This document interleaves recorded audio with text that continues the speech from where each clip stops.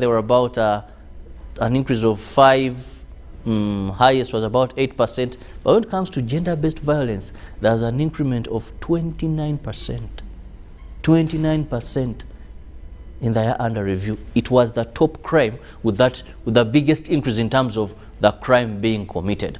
And joining me today, I'm very excited and very happy. Reason being, I'm having a person from the Church of Uganda. And most of the times when we're referring to gender-based violence, we talk about religion and culture. And this is Irene Aneno Odongpiny, who is the Program Officer, Gender and Social Justice, Church of Uganda. Irene, it is a pleasure having you, and I'm excited to get that perspective of the Church, of the faith, as we handle issues of gender-based violence. A lovely morning to you. Thank you. Thank you, Romeo, for hosting. Thank you, Chirabo, for hosting me. Good morning, Uganda.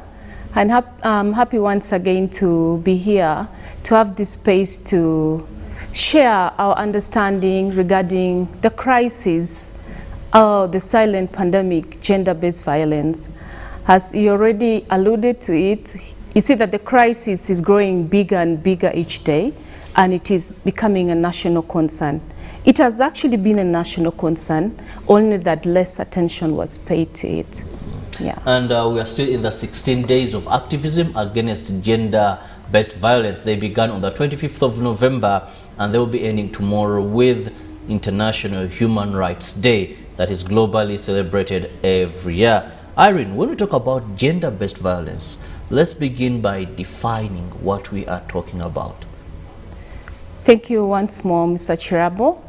When we speak about gender-based violence, oftentimes people tend to look at it as a woman's issue.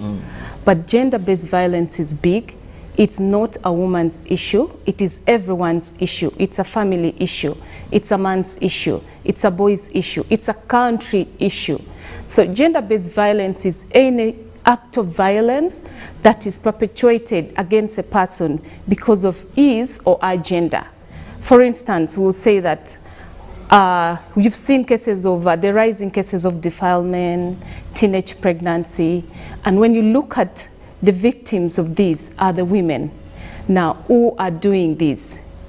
You question, why is it that the girls are more vulnerable to being defiled, being sexually abused? But then also when you look at it deeper, we see that a lot is happening in families, domestic violence happening. So when we see gender-based violence in itself, exhibit itself sexually, physically, economically, psychologically, but we also have harmful traditional practices that, you know, promote gender-based violence. Yeah. Let's look at how gender-based violence manifests. Because like you said, many people think it's a woman issue, but of late I've come to understand that as civility comes in, as modernity comes in, many men today are actually victims of gender-based violence. I was discussing with a couple of my friends in our canteen here at UBC, and they were telling me previously if there were misunderstandings, it was automatic, the lady leaves the home. You go, then they'll have to collect you from your parents, but what is now fashionable these days is the man leaves. Everyone will tell you, leave, go, leave the lady at peace. And I recognized, oh, so those days, women were more so affected because they had to go back. Today, with modernity, civility, and whatever coming in Western world influence, it is the men. So it's a problem that is cross-cutting. But let's look at the ways through which it manifests itself. Thank you. Like I already said, gender-based violence manifests itself in several ways. One of the ways within which we see gender-based violence happening is physical violence, or other people prefer to call it the intimate partner violence. And this includes the wife battering, or the husband's battering, or battering of the spouse. But then also we see physical assault happening, and we also have psychological violence. And this is also one of the most common kind of violence that happen in families.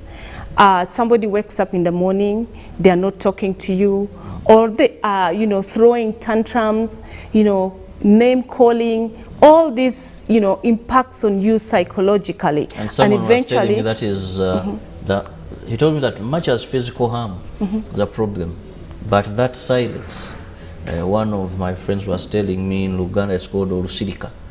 I don't know how, where the couple, they have got in total quietness. Yes, you want money, I put the money for you. And that is very, very, very problematic. That even it has led to a number of accidents, it has led to a lot of confusions, away from physical beating that can't be seen. But that of each partner choosing to keep quiet and ignore the other, so they're under the same roof. It is one of the most forms that is on increase of late. It is very high, honestly, and a lot of people tend to think that that is actually not gender-based violence. Yes. It is gender-based violence, because at the end of the day, it's going to affect your functionality as an individual. It's going to affect your production as a person. It's going to affect even your relations at work, at family, and in general, psychological violence is happening and it is rampant. But we also see harmful traditional practices.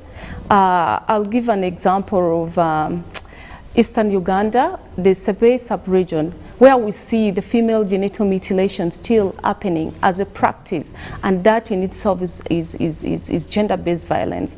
We see forced marriages. I do a lot of community engagement in Western Uganda, and I've seen that issues around teenage, marriage, forced marriage, it's really very rampant there, and it's on the increase. But we've also seen another form of violence exhibiting itself, especially the structure of violence in workplaces, whereby you see the kind of positions that are given to the women, especially, are those, there's that assumption that this can't be done by a woman. So in itself, that is also violence. Giving a job because this person is a woman, you will say, okay, maybe this job requires someone to do this and that, to be available for this time, but because she is a mother, I am not going to be able to give her the job because it is going to affect the productivity. All that constitute gender-based violence. Yeah. Let's look at the role of the church in fighting gender-based violence. Many a times, religion has been looked at as maybe one of the catalysts of gender-based violence. Some people have always said, for example, when we are making our vows, till this, till that, so someone has to stick into that relationship, no matter how maybe tough it is. Some have said some religion or religious practices also promote or act as a catalyst towards gender-based violence. Let's look at religion here. One of the reality is that our Christian values or our religious values does not condone gender-based violence or any forms of violence. It promotes justice and peace. And if we look at the example you've given, that in marriages, I mean, these are two adults coming to consent, and whatever commitment they make into that marriage, the religious leaders are only there to be, part of formalizing the process and maybe being a witness to this, but that doesn't bind them to the decision that these two decides on how to undo their marriage. And indeed, the religious leaders have played a big role in supporting marriages, supporting family unity, supporting, mediation and counseling of those, dysfunctional families that are affected by GBV. And so I wouldn't want to blame, failed marriages or failed relationship into something that religion supports. No, it doesn't. In any case, religion doesn't even support divorce. So we need to know that the family in itself is one of the strongest units of the church. And so it upholds that family value and wants to nurture it, because when the family is strong, the country is strong. You'll agree with me, when you messed up from your home, you're bound to, psychology says the transfer of aggression, your productivity is likely to be affected even as you get out to serve the country, to serve others. So we really see that religion tries and is doing a lot to nurture family, mentor family, ensure family lives in stability and peace. Yeah. Well, we've talked about a religion, but let's also dig deeper to better understand what are the causes of gender-based violence. Okay. Because many a times Actually, first I thought that some of these happen in less educated families of less educated people. Some of these happen in families of people who are having issues with finances. Maybe it's as a result of a man failing to provide. But later, I was reading a report that actually was showing that even in these high-end families, the rich, we see also the rich also cry. Yeah. There's also gender-based violence. Yes. And actually, what was saying, it's even really on a high. Maybe they just find ways. I mean, go to some of these courts and see how many are coming for divorce. Go to some of these courts and see how many have bruises and all this. So what are some of these causes? A lot of things have been attributed to, cause gender-based violence. And one of them is the issues around patriarchy. We are raised in a very highly patriarchal society, bringing in the elements of culture, which has generally attached very less value to the women, for example. Now, that kind of difference in itself already raises, especially the men, to have that kind of superiority, then in the end of, at the end of it, it kind of gives the men that kind of ego to, first of all, say, she is just a woman, bringing the woman into a subject. And that in itself, it's something that can trigger, some kind of, the sense of not belonging, like the sense of I am less of human.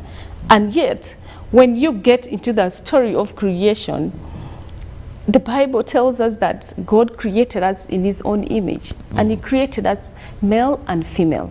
Female gotten from the man's rib. Exactly. And that is highly always misinterpreted to make, people think that it is the woman is less of, the man. I really believe that isn't it. And so that is one of the causes, patriarchy in itself. So we need to really see how do we, harmonize this to, begin to value one another, first of all, and also appreciate one another as equal creatures. But also before we leave that, I think there's also something that we need to clarify and better understand. Yes. Because most of the times I've had people pushing for the campaign of against gender-based violence, and there's a word they use, equality. In my language, it's called omwenkanonkano. When I was growing up as a young boy, the little I remember, I grew up with my cousins and sisters, and when a visitor would come home, they would kneel to greet. If I would kneel, they would tell me, so stand up. And it was okay. But of late, this issue of we're equal, how do we ensure that everyone is good in their own way? In their own way of, because I think we are competing, and this competing is not being healthy in one or the other. It's causing friction. That today you go in many homes and maybe a woman wants to be a man, Yet, and sometimes when the man wants to be a woman, there is that friction. You find if a man is washing dishes, we're like, But when a woman says, I'm the head. So how do we send this message out there? Not that we should fight for space, but we should better understand that we are all perfectly created, but we can supplement each other. How do we bring that to the public? Rather than equality, equal, which maybe even the story of creation is not the same. I would say that the issue around equality is highly misunderstood in most cases. And equality here doesn't mean that I am stripping off my natural creation as a woman. I mean, there are things a woman has to do biologically that a man can never do. There are things that a man has to do biologically that a woman can never do. And so we need to look at ourselves that when we are talking about equality here, we are looking at bringing everyone on the same page, not as competitors, but appreciating that we have a complementary role as, a man and a woman. But for me, gender-based violence goes bigger than just the intimate partner violence. And where you're talking about equality being abused is when it comes to intimate partner violence. But also we need to look at the other bigger pictures of gender-based violence. For example, we're having the crisis of teenage pregnancy. I was reading something around the different statistics in the regions. I mean, it's really alarming. I mean, it's a crisis. Thousands of girls, 10,000s of girls, being impregnated in a space of 1 year. It's sad. And then to me, it gives me like the pictures, like who is doing that and why is it happening? Where have we failed? Is it the parents? Is it the country? Is it the leaders? Is it the church? Where have we failed? What is it that we are not doing right? Because at the end of the day, all this is going to be like some kind of, a looming problem that we are yet to face as a country. Yeah, in terms of service provision, we're going to be overwhelmed. Uganda is already a young population, and then we are looking at these children who are pregnant. What does that give us? What picture does that give us? So, yeah. Well, we've talked about this problem over and over. We've had 16 days of activism here in Uganda for the last decade. We've been celebrating this, and almost every family has had a taste of gender-based violence. Some children, their future has been ruined because of gender-based violence. Some have lost arms, some have lost legs. Some families have buried their daughters. Some families have buried their sons due to this. What needs to be done?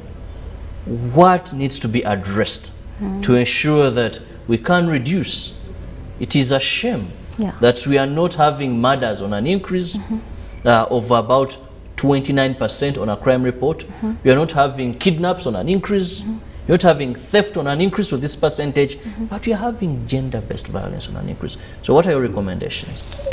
One of the key things, I remember in your entry point, you did hinted to the cases that are not, being concluded in the only court 10% processing. of the cases registered. Exactly. A lot of cases are registered. Convictions. But also when you go into the prisons and you visit the cells, you will see that a lot of the inmates' cases are related to gender-based violence. And that should actually give us, as a country, we need to be concerned. Our leaders need to be concerned. Our leaders need to, because when you look at the challenges, for instance, in the referral pathways, where someone needs to go to seek legal redress, where someone needs to go seek medical attention after, they are violated, where someone needs to go to even access report and investigation from the police, all that requires somebody to have money. And so when you look at it, most people are poor. They cannot afford. Accessibility to justice is one of our biggest problems. And so the country needs to invest in ensuring the justice system to addressing gender-based violence is financed. The government and also the stakeholders needs to take responsibility. I'm not ashamed to say this, that a lot of concern has come out why a perpetrator has been arrested for defiling a child, and the evidence is overwhelming, but you see this perpetrator roaming into the communities. How did this person get out of, the police custody? How?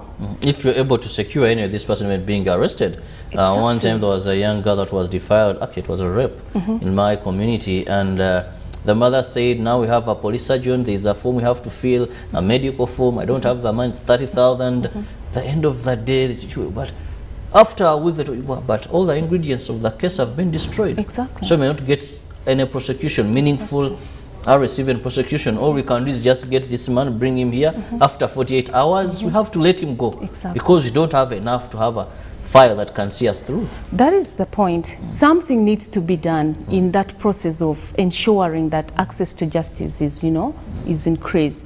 But also we look at other challenges. We have families that are compromising on these cases, and that is sad. Your daughter has been defiled, but because you prefer to have money than the future of this child, there is that negotiation happening in the back doors. and someone will come and say, we've withdrawn, we have negotiated over this case. It is sad. And so parents have to take up their roles. Parents have to provide that protection needed, as well as the government. And so even when the government needs to provide social protection for the women and girls or the survivors of GBV, the parents need to take up responsibility. Again, another thing that I would say is the men. I am liking there is this thing going around social media saying the man needs to close the tap. The man needs to close the tap. Just imagine this girl you're going to defile is your own daughter. Imagine this woman you're beating is your sister or your mother. Someone is beating your mother. What does that give? How does that make you feel as a person? So we need to have men change how they think, how they value women, to be part of the change agents. And I like the fact that our Archbishop has launched a campaign to mentor the boy child. Sometimes we may, raise the men because of the way they behave when they are grown-up adults, but we are forgetting that these men raised when they were young. So much emphasis being given to the girl child, everything the girl child, and you wonder, when is the boy child? Yet the boy child at the end of the day is going to be the perpetuator out of ignorance or because he thinks that is the order of the day. Well, in the interest of time, Irene, let me have your final remarks regarding gender-based violence and how we can bring this to an end. Thank you very much, Mr. Chirabo. To everyone watching, I'd like to say this, that gender-based violence is a sad crisis that is on the rise every other time. Even someone is about to perpetrate. And please, let's take that as a collective responsibility. We need to join hands in this fight against gender-based violence. We need to have a collective responsibility because in the long run, every one of us will be affected if we ignore, if we conceal, if we don't break the silence, and if we don't take action to report gender-based violence. Thank you. Well, thank you, Irene Anena Odongpin, who happens to be the Program Officer, Gender and Social Justice, Church of Uganda. Thank you for having phone time. Well, we all have to be ambassadors. Dear men, just imagine if this was your daughter, if this was your sister. Treat every woman like you treat your own sister, your own daughter, your own mother. It is you to set that precedent, that the man you're raising in your home, if you're a good father, men usually emulate their fathers. What you do today, your son will do tomorrow when he becomes a father. So be that best father, be that best husband, so that when your son finally becomes a father, becomes a husband, he will move in the footsteps and the wife will be proud. And to the ladies, because I know men, we are silent majority when it comes to issue of gender-based violence. Treat that husband, treat that man like you treat your own son, your own brother, your own father. So that when finally your daughter becomes a wife, she will have a good example, a good precedent set by the mother. Together, we can end gender-based violence. Have a lovely day. God bless you. Stay safe.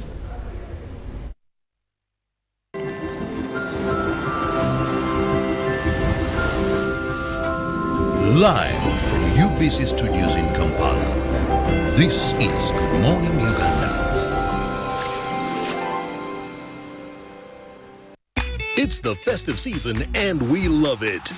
And that means it's time to celebrate with GoTV. Come with me. So get your GoCoder and GoTV value for 25,000 shillings to watch with the whole family. And if you're feeling extra festive, upgrade to our best package yet, GoTV Super. Something to look forward to. Download the My GoTV app for more information. Super. We all deserve a super festive season. And with GoTV, there's every reason to